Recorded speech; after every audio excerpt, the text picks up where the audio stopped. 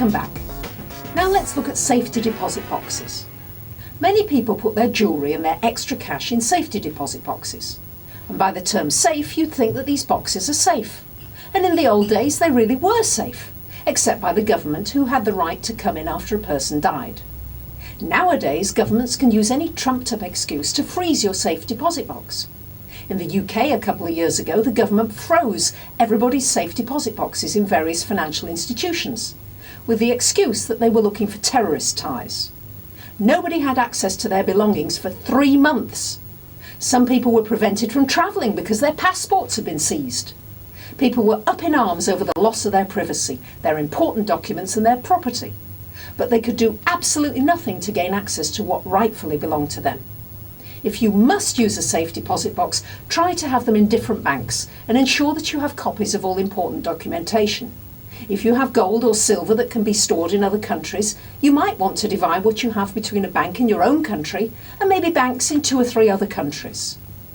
The banks are now struggling to work within the confines of new regulations. So whereas once upon a time, in the not too distant past, many banks had their call centres stay open 24 hours a day, every day. Very recently, those same banks have closed their call centres during the night and Sundays. So they may be open from 8 a.m. until midnight Monday to Saturday and closed on Sundays.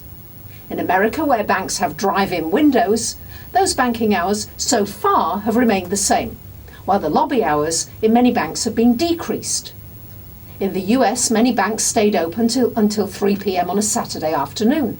Now, several of those banks are now only staying open until 12 noon. In other parts of the world, banks are cutting their costs in a variety of ways. In New Zealand, for example, some banks have eliminated the reception area altogether, so that you now have to queue up for a teller no matter what inquiry you have. In the UK, unless you pay a monthly fee for your account, you may find that you no longer have access to 24/7 customer service helpline. In general, overdraft fees have gone up. Their APR rates have gone up.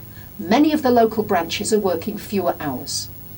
In this unstable economy, with so many doom and gloom predictions coming at us from every direction, let's take a look at how we might be able to protect ourselves for the worst case scenarios.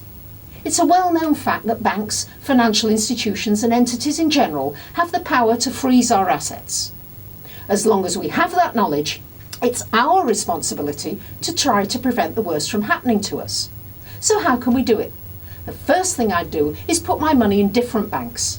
However little money I have, I'd put it into different banks. I'd not be putting my money into high risk or even medium risk ventures, but I might try to protect my assets in a different way. I'd buy gold and silver. Not the stocks of gold and silver, but actual coins that you put in your hot little hand and store somewhere safe.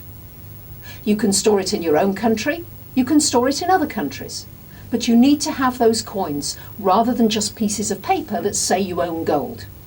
I'd buy a lot of dried foods and canned foods.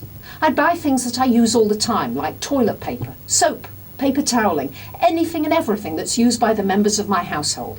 So that even if this were a worst case scenario, where countries around the world had to start over from scratch, that as a very worst case scenario that nobody had any money at all, you'd still have food to eat, you'd still have paper goods, you'd still have the makings of a household that could last you several years to come.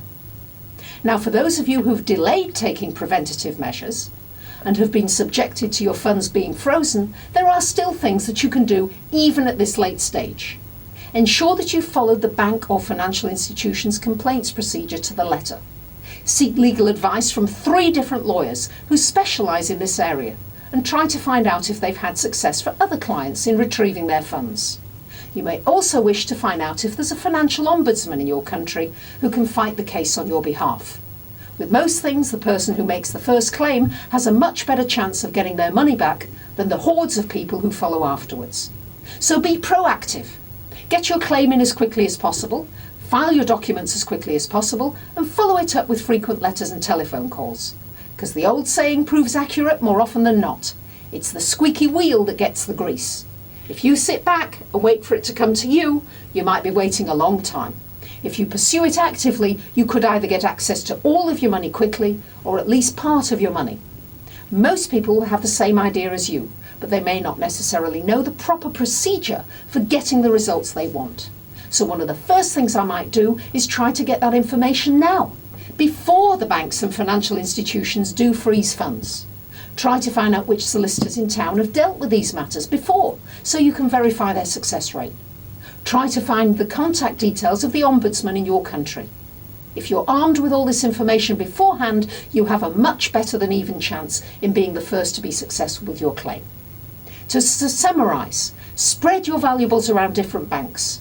Watch out for hidden bank charges. Buy gold and silver coins. Stock up on dried foods, canned goods and paper products. If you've had your funds frozen, ensure you followed the bank's complaint procedure to the letter. Get legal advice from 3 lawyers. Check out the financial ombudsman and see if they can help or advise you. Be proactive and don't give up. Next week we'll take a look at gold. The average person doesn't know much about gold and how important it is during these volatile times to consider having it as part of your portfolio. See you next week.